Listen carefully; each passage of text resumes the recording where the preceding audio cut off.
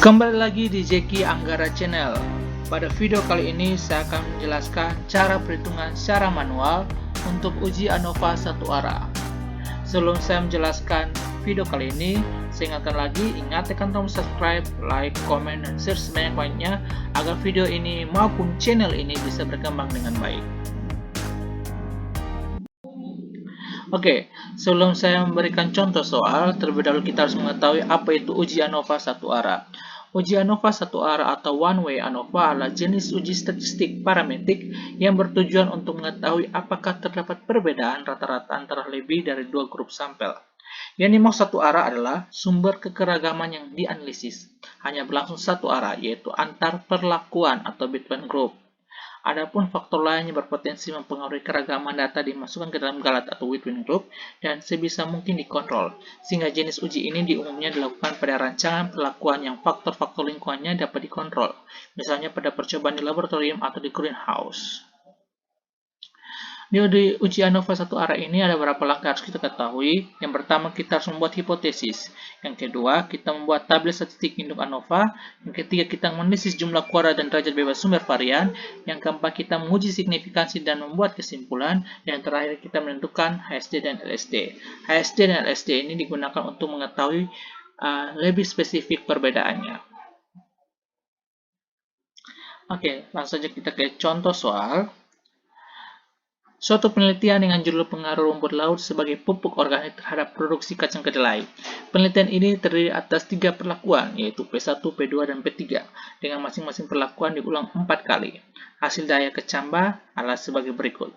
Bisa lihat pada tabel, ini pengulangan dan P1, P2, dan P3. Berdasarkan data tersebut dengan alfa 0,05, tentukanlah yang pertama, analisis jumlah kuadrat dan derajat bebas sumber varian. Yang kedua, uji signifikansi dan kesimpulan Anda. Dan yang ketiga, kita menguji HSD dan LSD pada data ini. Langsung saja kita masuk ke penyelesaian. Yang pertama, kita harus membuat hipotesis. Hipotesis pertama yaitu H0, yaitu P1 sama dengan P2 sama dengan P3. Artinya tidak terdapat perbedaan rumput laut sebagai pupuk organik terhadap produksi kacang kedelai. Yang kedua, H1 sama dengan P1 tidak sama dengan P2 sama dengan P3. Artinya terdapat perbedaan rumput laut sebagai pupuk organik terhadap produksi kacang kedelai. Selanjutnya kita membuat tabel statistik induk ANOVA. Ya, di sini kita membuat tabel sesuai tabel yang atau data yang tadi, yaitu P1, P2 maupun P3. Tetapi di sini kita tambah P1 kuadrat, P2 kuadrat, dan P3 kuadrat. Ya, langsung saja saya kasih contoh di pengulangan pertama. Untuk P1 5, P1 kuadratnya tinggal 5 dikuadratkan hasilnya 25. Untuk P2 nya 7, P2 dikuadratkan hasilnya 49, P3 itu 10, P3 dikuadratkan hasilnya 100. Jadi diulang semuanya untuk pengulangan 1, 2, 3, dan 4. Dan kita jumlahkan sesuainya ya, P1 jumlahnya 23, P1 kuadrat 133, P2 30, P2 kuadrat 276, P3 dijumlahkan 38, dan P3 kuadrat 362. Dengan N itu jumlahnya atau jumlah data yaitu ada 4, untuk P1, P2-nya ada 4, P3 4, totalnya ada 12. Dan jumlah sigma X-nya untuk P1 23, P2 yaitu 30, P3 38, kita jumlahkan yaitu 91, dan sigma X kuadrat atau P1-nya yaitu 133, P2-nya 226, P3 dikuadratkan 362, dijumlahkan 721. Lalu kita menentukan nilai rata-rata, jadi 23 dibagi 4 hasilnya 5,75. 30 dibagi 4 hasilnya 7,5, dan 38 bagi 4 hasilnya 9,5. Mengerti ya untuk data ini dalam tabel ini? Oke, kalau mengerti, kita lanjut ke menganalisis jumlah kuadrat dan derajat bebas sumber varian. Yang pertama, kita menentukan jumlah kuadrat total atau JKT. JKT rumusnya sigma X total dikuadratkan dikurang sigma X total dikuadratkan bagi dengan NT. Jadi sigma X T kuadrat itulah 721, yaitu sigma X total ya. 721 dikurang dengan sigma xt yaitu 91 dikuadratkan dibagi dengan nt atau sampel total yaitu 12. Jadi 721 kurang 91 kuadrat kurang bagi 12 hasilnya 721 kurang 690,08. Hasilnya nilai JKT yaitu 30,92. Setelah itu kita menentukan derajat bebas total atau DBT, yaitu DBT rumusnya N kurang 1. N itu jumlahnya adalah 12, yaitu 12 kurang 1 hasilnya 11. Berikutnya kita mencari jumlah kuadrat kelompok atau JKK. JKK rumusnya sigma X kelompok dikuadratkan dibagi dengan N kelompok.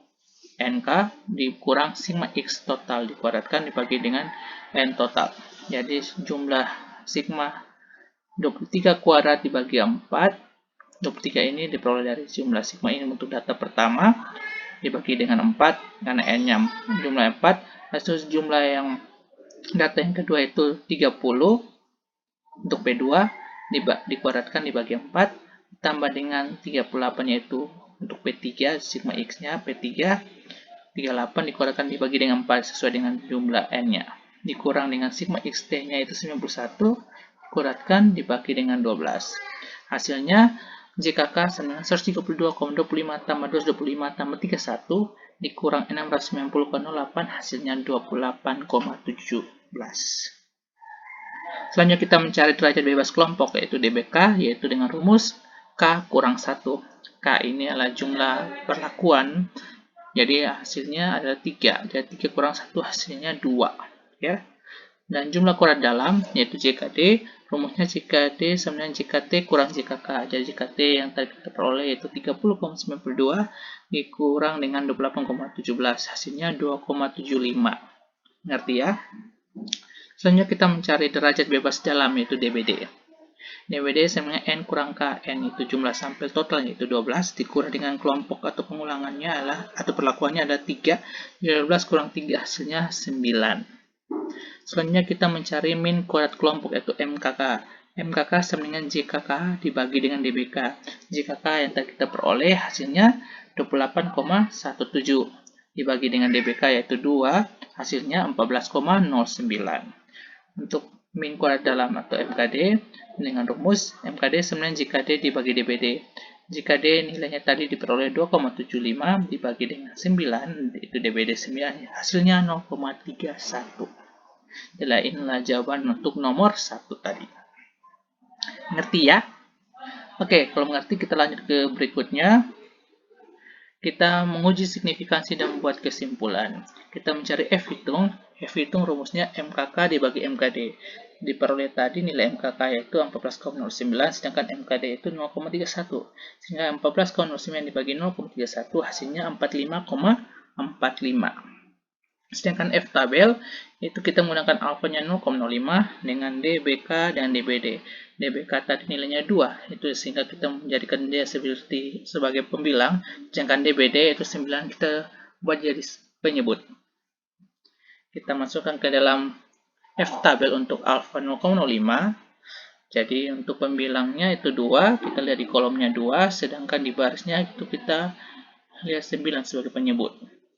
Dan diperoleh hasil nilainya 4,26 untuk nilai F tabel. Mengerti ya? Oke, jika F hitung lebih besar F tabel, maka H0 ditolak. F hitung lebih kecil F tabel, H0 diterima. H0 itu tidak signifikan, H1 signifikan.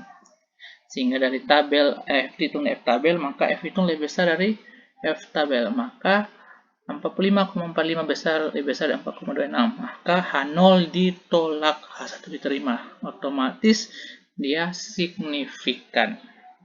Sehingga kesimpulannya, terdapat perbedaan rumput laut sebagai pupuk organik terhadap produksi kacang kedelai. Ngerti ya? Jadi inilah jawaban nomor 2. Oke. Berikutnya, kita menentukan HSD dan LSD. Nah, tadi saya sudah jelaskan bahwa HSD dan LSD ini digunakan untuk menguji lebih spesifik atau lebih rinci perbedaannya. Jadi, kita mulai dari HSD, yaitu uji dengan High-Click Significance Difference. Itu rumusnya HSD 0,05 antara X1 dan X2 sama dengan Q 0,05 dengan DFD sama dengan DFD akar MD bagi N1 tambah MKD N2. Jika nilai mutlak X1 bar dikurang X2 bar lebih besar HSD 0,05 maka dia signifikan. Oke, keterangannya X1 bar itu min kelompok 1, X2 bar itu min kelompok 2, MKD itu min kuadrat dalam, N1 banyaknya sampel 1, N2-nya banyak sampel 2, Q itu nilai tabel Q. Kolom itu itu adalah 3, kan 3 ada perlakuan, barisnya itu DBD, yaitu nilainya 9.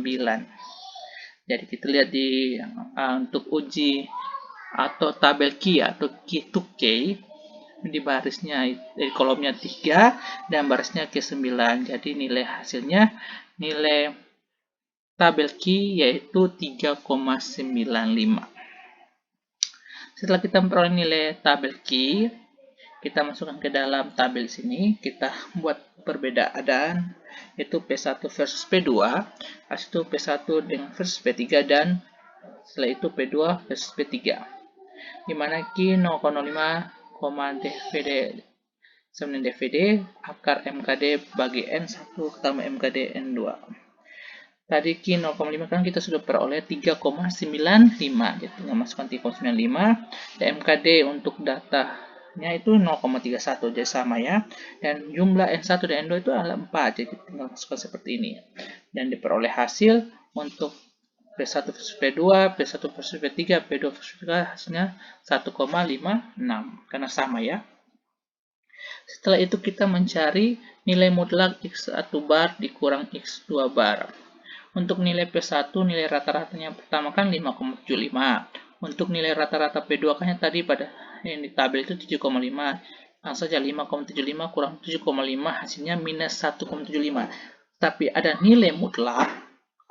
Jadi mutlak otomatis dari negatif menjadi positif sehingga hasilnya 1,75. Sedangkan P1 versus P3 langsung saja 5,75 kurang 9,5 hasilnya minus 37,5.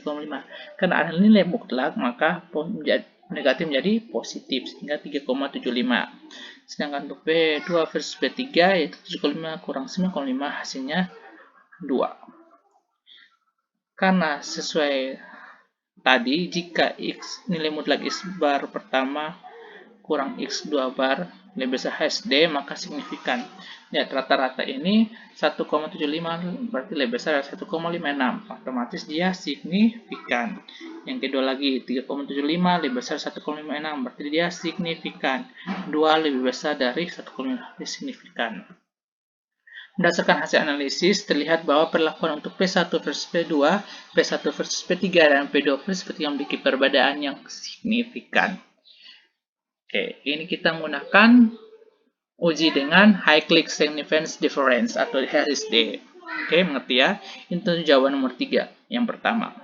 Untuk jawaban nomor 3 berikutnya, lanjutannya itu untuk menggunakan uji dengan Least Significance Difference atau LSD. Sama saja rumusnya, hanya digantikan HSD dengan LSD, dengan Q digantikan dengan T. Jadi jika X nilai mutlak X1 bar dikurang X2 bar lebih besar sama dengan LSD 0,05, maka signifikan. Keterangannya sama, hanya T itu nilai tabel digunakan, nilai T tabel gunakan uji pihak. Kolomnya itu menggunakan alfa 0,05 dan barisnya N sama dengan 12. Jadi kita lihat di alfanya dengan uji dua pihak 0,05 dan di barisnya itu angka 12 sehingga kita memperoleh nilainya 2,179 untuk nilai T tabel. Mengerti ya? Setelah itu kita masukkan ke dalam tabel yaitu P1 versus P2. Nah, langsung saja 2,179 dikali akar 0,31 dan seterusnya. Langsung kita hitung, diperoleh hasil 0,86. Seperti yang tadi, hanya gantikan dengan ini saja dengan angka uji T dan diperoleh hasil untuk P1 versus P2 atas 1,75 lebih besar dari 0,86 sehingga dia signifikan. Sama hal untuk P1 versus P3 yaitu 3,75 lebih besar 0,86 dan P2 versus P3 itu 2 lebih besar 0,86 sehingga semua signifikan. Sehingga berdasarkan hasil analisis terlihat bahwa perlakuan untuk P1 versus P2, P1 versus P3 dan P2 versus P3 memiliki perbedaan yang signifikan menggunakan uji LSD.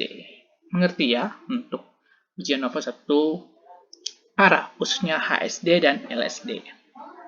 Oke. Terima kasih sudah menonton video kali ini. Semoga materi-materi yang saya jelaskan berkaitan dengan statistik ini kalian bisa memahami dan bisa mengerti dan bisa terapkan dan bisa mengerjakan berkaitan dengan materi-materinya. Nantikan video-video materi berikutnya dan lainnya sudah bisa membantu kalian. Terima kasih.